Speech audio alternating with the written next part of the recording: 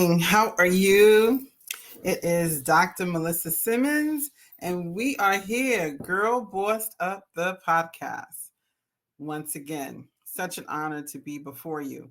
And let me tell you our goal. Our goal and purpose is to mentor, motivate, and move you closer to fulfilling your dreams, goals, and desires using the unique talents that God has blessed you with, as we believe in your potential and want to help you unleash it. Ooh, I like that. I like that a lot. Yes, it is time to unleash your potential. And I want to focus on that today. Um Over the past couple of weeks, I have been working and working with a few girl bossed up women and pushing them towards their career goals, working with them to really go after it. Um, got a few phone calls. Well, it started I would say about 3 weeks ago, and I may mention this already. And I got a phone call, and a person asked, there's an opportunity coming, in front of me.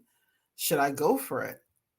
But the other question that was kind of posed was, and it was in a text, um, but they haven't approached me and offered me the position yet. And I immediately said, you got to call me. And the first thing, well, one of the things I said was, why should they call you? Why? Why should they call you? I'm not saying they wouldn't call you, but why should they? And why are you waiting for that is the better question. Because something in us has to push us to go after what we know we deserve. I believe that the way this generation, I am part of generation, I think X. I'm the end of the baby boomers, and I think the next generation is Generation X, right? And I believe, especially the baby boomer generation, we were raised and socialized to be, as women, to be respectful, to stay in our place, to not be aggressive, to take a back seat, and a few other adjectives that I don't need to get into right now. And because of that, now that we are finding ourselves, because we are also part of the women's movement, in the sense where we have to, we are going into the workplace. We're not staying home as often. We're going into the workplace. We're moving up in management. We're pushing to move up in management. We're not there yet. Let's not get it twisted. We're not there yet, but we are pushing. We are pushing ourselves. We come from the generation of Oprah Winfrey, of Cicely Tyson, Felicia Rashad. I'm thinking of Meryl Streep, Julia Roberts. These are women that have really pushed the envelope in making themselves known, in going after what they believe they deserve. And if somebody's not making a space for them, they're going to make their own space, right?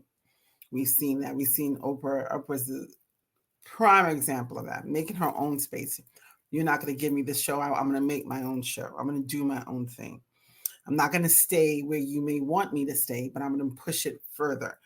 And that's where we are at now. So we're kind of we're a mixed bag in my generation. And I call my generations 20 years. I would go 10 to 15 years before me and 10 to 15 years after me. And we're messing up, and we're confusing ourselves, because when we now get the opportunity to move into these spaces, we're hesitating.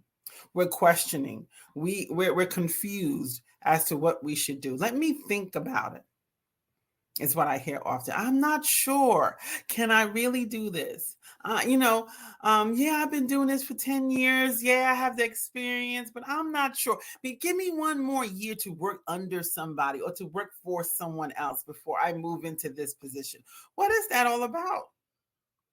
While our male counterparts with sometimes no experience, no idea what to do, they as soon as the opportunity comes up, they raise their hand. But better yet, they tell you not to go for it. They go for it, and then it gets somebody else, another male they know, and they put them into the next position, while all the time leaving you out. Or better yet, come work for me again, or come work for me so you could do all of my work and make me shine one more time.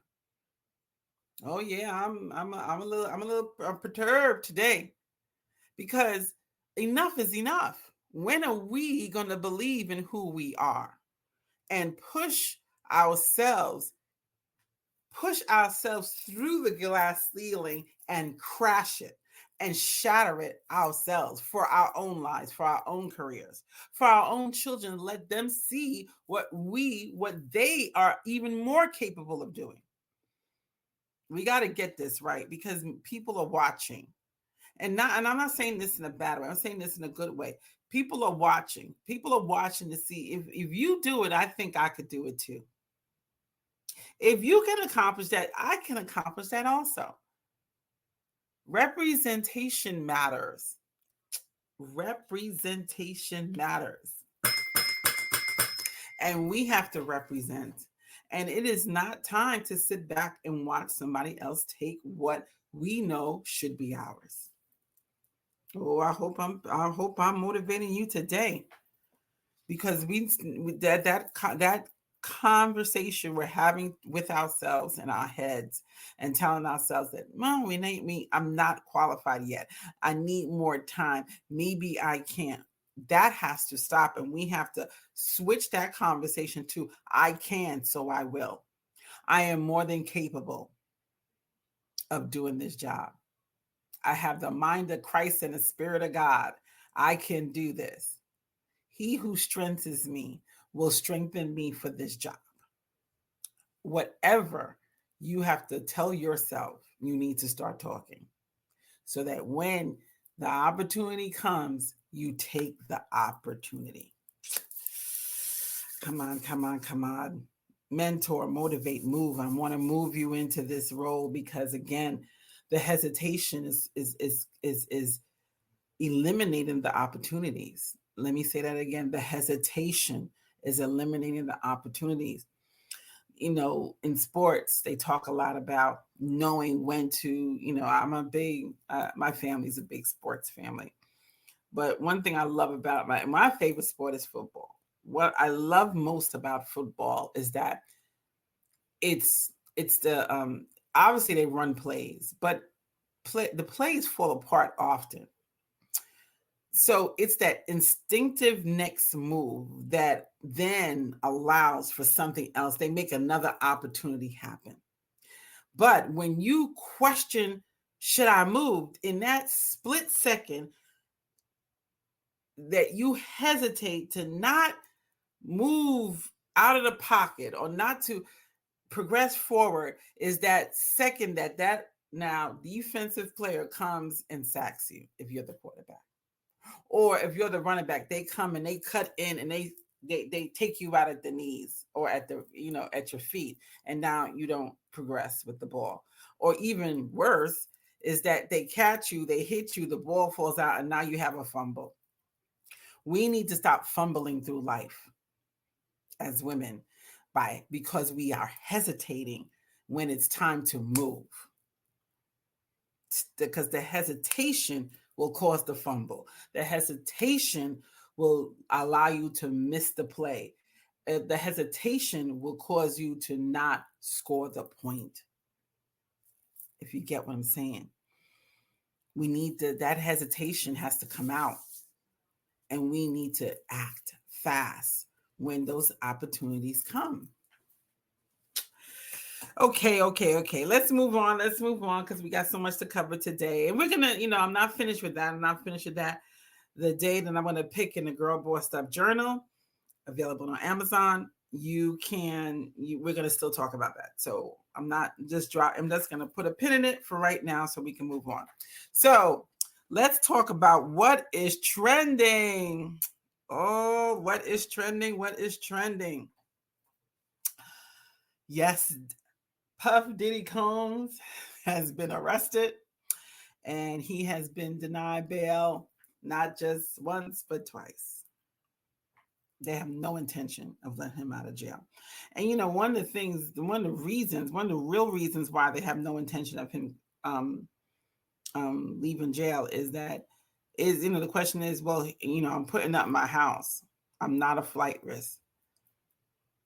I think everybody that's been watching this situation unfold, and for more so those that really go back and has heard about all of these accusations that has been played towards Diddy for such a long time, know that he will walk away from that mansion in a second if he could go to a country that won't extradite him. He will leave, and even worse. And this is the piece, and this is the reason why they're not giving him bail. He has threatened. He has allegedly threatened. He's allegedly blackmailed. He is allegedly I said threatened. Really pushed people to do exactly what he wants. One of the documents that was in the brief of the arrest, it indicated that one of the people who came out supporting him, not going to name any names, prior to the person coming out to support him, he had called that person about, I believe it's 52 times. Relentless. He's relentless in making sure he gets what he wants, and he gets you to do it, manipulating the people to do and say what he needs them to do and say. So it's that they said, no, we're not letting you out, because your ability to now manipulate this situation, we're putting a pin in it. You're not going to be able to do that because it's going to put you behind bars, and we're going to keep you there. So this is a serious case. So many people have been coming out. Just listening to Eminem just came out with a rap song about this situation, and a few other things told in this rap song. And he's slamming Diddy and those that's been around him. He's slamming these situations. So many people have come out and not in a supportive way at all. So one takeaway I would love people to get from this one is, regardless of how you was raised or what was done to you, you always have the opportunity to live your life in a decent and respectful way. And if you decide not to, know that your evil doings will always catch up with you. Evil does not prevail. Your evil doings will always catch up to you. There's always going to be a price you pay for the evil you have done to someone or someone's. There will always be a price to pay. See, people, the problem of those that do wrong is that when they start doing wrong, they're not caught. So you get this false sense of, oh, I could do this and get away with it. It's a false sense. I learned this lesson when I became an auditor, because auditing is a very meticulous and systematic process that as you audit, because it's a test, it's test driven, meaning we don't test, we don't review everything, we test, we take samples, and based on samples we make conclusions. But if you're an auditor, you're doing this over and over again, right? Every year you go back and you do the same thing. See, auditing says the way you learn it is through the sampling, you'll discover trends. But the thing about auditing is that as you keep on going back, these trends will start telling a story, and the story will come out. And maybe we didn't catch the error or the issue or the lack of this control the first time, and maybe not even the second time. But as we continue to do this, it will catch up, meaning it will reveal itself. So, so this evil that has been done over all of these years, allegedly, it's catching up, and you pay for what you've done. So that's all I'll say on this situation. What else is trending? This one is much better, much more positive. I want to congratulate the new MVP of the WNBA, Asia Wilson. Yes, Asia Wilson. And let me tell you, she unanimously, not one other person that votes, it was the number was 67. 67 meaning the votes for first place, meaning first place nominee for the MVP of the WNBA. No one chose anyone else but Asia Wilson. Unanimous. That says something. I'm telling you, that says something. That has GOAT written all over it. Undeniable. This is her third MVP. Not first, not second. This is her third MVP. And it was undeniable. That is something else. I mean, people win awards all the time. But to win an award that your peers or reporters or whoever the committee is that votes on it, in their voting decided that no one else came close to even deserve a nomination as the number one person but her. That is impact. That is what you call somebody who has changed the game and is doing it at a level that no one else is doing it at. No one else. And I know this was the year of the Caitlin Clark and Angel Reese and all of the and you know, this was the Olympic year. So a lot of things were going on. But one thing that everybody had came to the same conclusion on was that Asia Wilson was the MVP of the WNBA. Girl, I am ringing my bell because you deserve that and more. Congratulations. It is talk about what we just talking about, right? Just the effort, the dedication, the impact. And she's still up for some more awards. She is still in the running for the best defensive player. She is still in the running. I'm telling you, because she does it on the offensive side and on the defensive side. I'm just so excited. I'm so excited for you, Asia Wilson. Congratulations. And many more accolades many more accolades come to you because you deserve it. You totally deserve it. So right there, I think I'm going to stop and take a pause, and we will be back. Welcome back. Welcome back. So let's do our quote for today. Now, Girl Bossed Up, the podcast, we like to give a quote, an inspirational quote as we deliver our messages. And today I was looking again. I'm in my office in my production studio. Thank you, Nick Simmons. And I love this. This is more than a quote. This is a scripture that I stand on, and it is one of my scriptures for on my vision board this year that continues to motivate me. And it says, "And who knows but that you have come to your royal position for such a time as this." Esther 4, the book of Esther, chapter 4, verse 14b. Let me say this one more time. "And who knows but that you have come to your royal position for such a time as this." Book of Esther, book 4,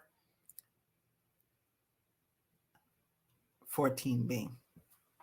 This is a powerful reminder of your potential and the significance of the present moment. We just talked about not hesitating when these moments come. We have to act, and we have to know that we're in a specific moment in our lives. Our lives is a journey, meaning it takes many steps, it takes many turns. But we have to be aware when we come to specific times in our lives so that we don't miss the moment, so we don't miss the opportunity. When you have been preparing, when you have, because this whole, if you read the book of Esther, prior to this moment, she had been preparing. And so many of us have been preparing in our lives. If it's through our careers, it's from school, it's through our work experiences, through our personal experiences. Preparation can come all kinds of ways: raising your children, being married, going through your marriage, working with friends. All of these things prepare us for moments in our lives so that we could rise to the occasion. But you have to realize that. So in this point, in this present, in that time, all this preparation, nobody tells you, okay, you're going to prepare for 4 years and then it's going to come. The opportunity is going to come. You just prepare. You're just doing what you know to do. You're learning. You're exposing yourself to different things so that you can embrace and take in and gain more knowledge of all these different things. And then a moment comes. It's your job to notice that this is the moment that I've been preparing for, and then not hesitate and go for it. And not hesitate and go for it. One more time. And who knows but that you have come to your royal position for such a time as this. I hope that blesses somebody today. It is blessing me. So let's go to the Girl Boss Up 30-Day Journal. And I'm going to focus on day 2. Day 2. Like I said, this is just all coming together, even the day. So the day 2 in the Girl Boss Up Journal is I am. And I'm going to read what I wrote. Day 2, I am. There are many characteristics that help to describe who we are. When I see certain characteristics, I am able to say, that's me. And I'm able to say, that's not me. Go to your browser and look up a list of characteristics and find one that has from 50 to 200 characteristics found in most people. I then challenge you to find 10 that mostly describe you. After you do it, this is what I want you to pose to yourself. Are you surprised or very comfortable with the 10 you have chosen? But are there a couple that you skipped that describe the not so good or not so bad parts of yourself?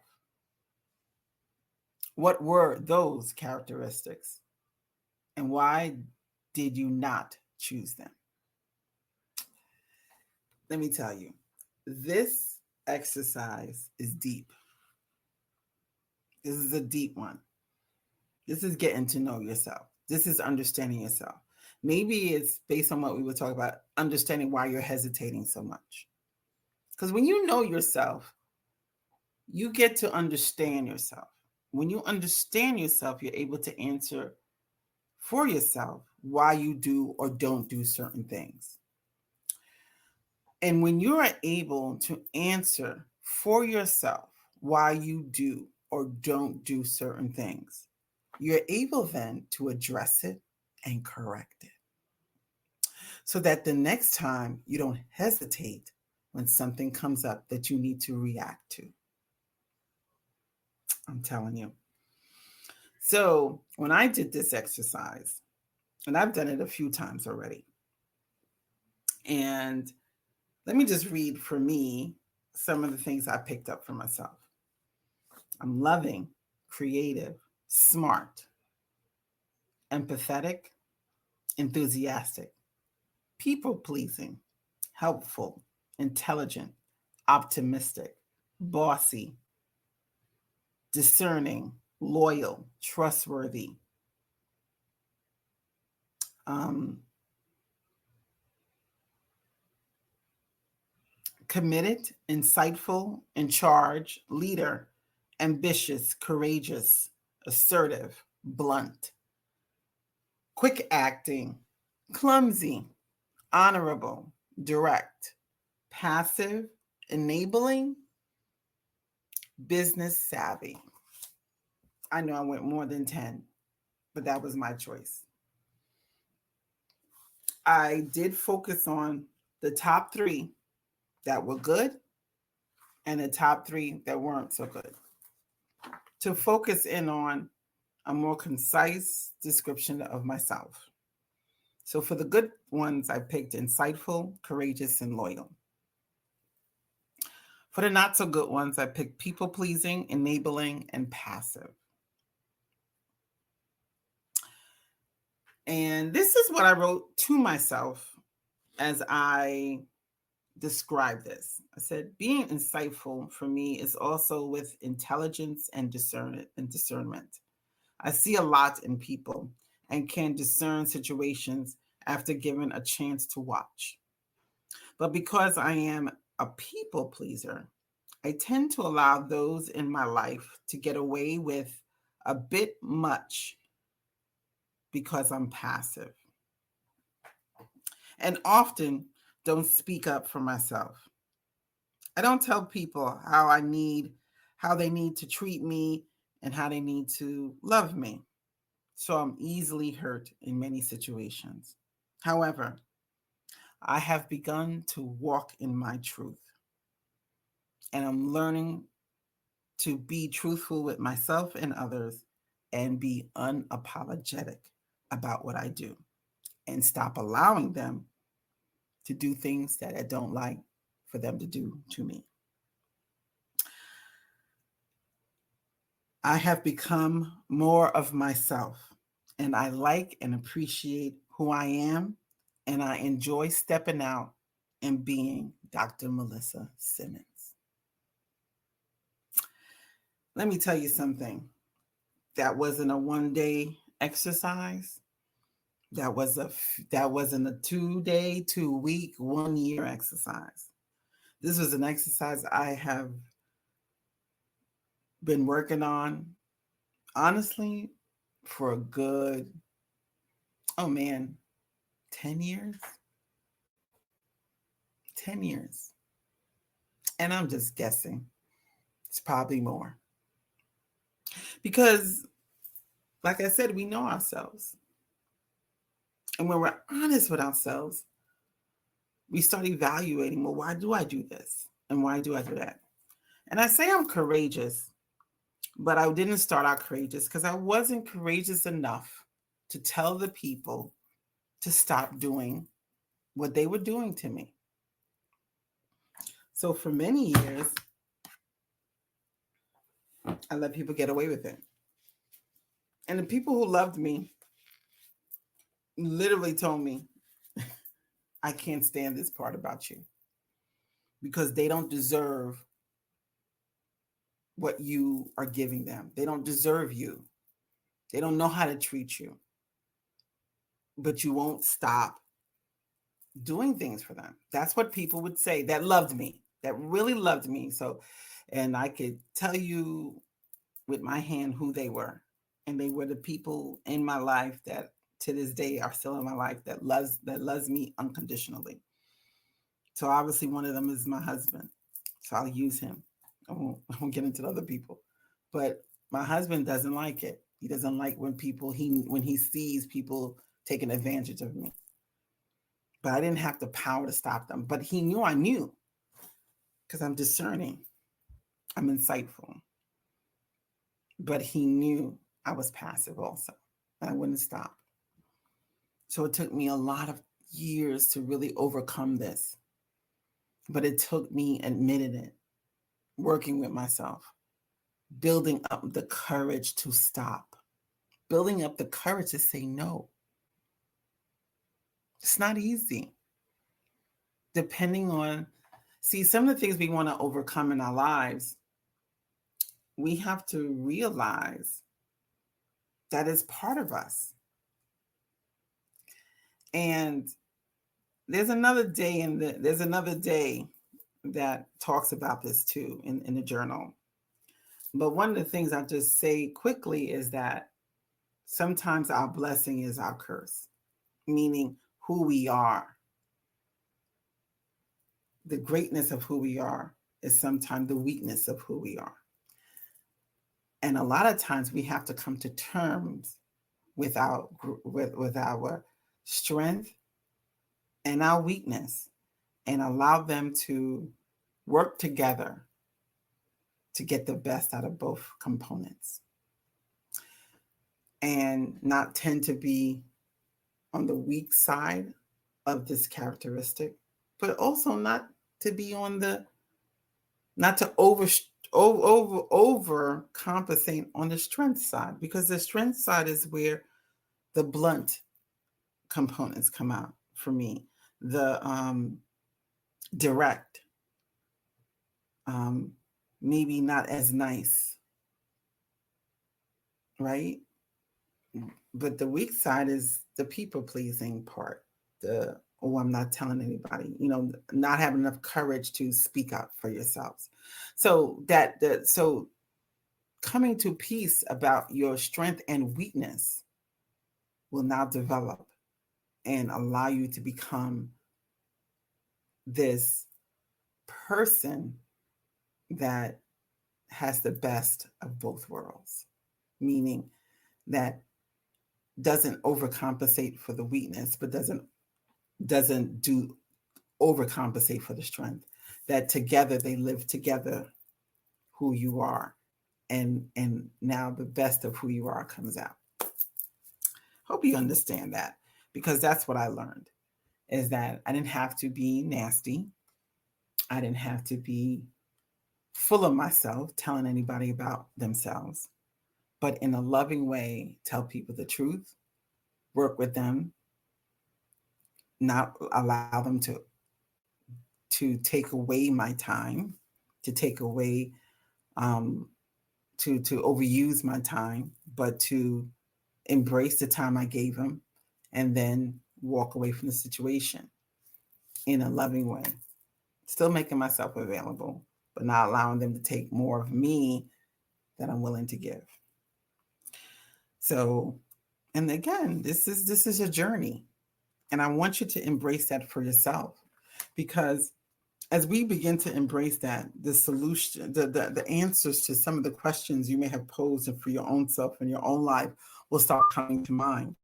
And then the strategies, God will start giving you the strategies of how to improve on yourself, how to do things differently, how to look at a situation not the way you used to, but in a new way. So that now, as you're presented with opportunities, as you're presented with situations, you know how to respond. You know when to say no, and you know when to say yes. Because now you understand how to deal with who you are. You understand how to love who you are. You understand how to motivate who you are. And you understand how to empower who you are so that you can go out and do the things you are called to do in this world. I think what I love about this season of my life is I'm doing the things that I've been wanting to do for such a long time. And I'm not accepting no.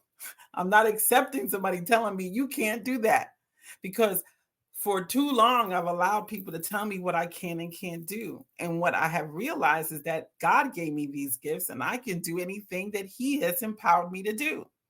It's just a matter of time. So that when that time, such a time as this comes, that you don't miss the opportunity that God has opened the door for you, and don't hesitate, but walk in. And if it's walk in to the door, or is bust open the glass ceiling, whatever it's called for you, that you're able to do that, and you do it with just as much enthusiasm and excitement and joy that you knew you would do it in. That's what it's about. It's fulfilling these things in our lives that, we didn't know why we did it, why we want to do it, or these things that we hope and wish we could do in our lives. And these opportunities for such a long time for many of us has just passed us by, but no longer, because we are understanding who we are. We are figuring out who I am. And in figuring out who I am, we put in the pieces together so that we can execute in the moments that God gives us for such a time as this. With that said, this is Dr. Melissa Simmons, and I hope that you were mentored, motivated, and inspired to move tonight as you listened, as you heard something that has blessed you and will move you to the next point in your lives. Again, I enjoy being with you. I look forward to talking to you again real soon, and stay girl bossed up until the next time.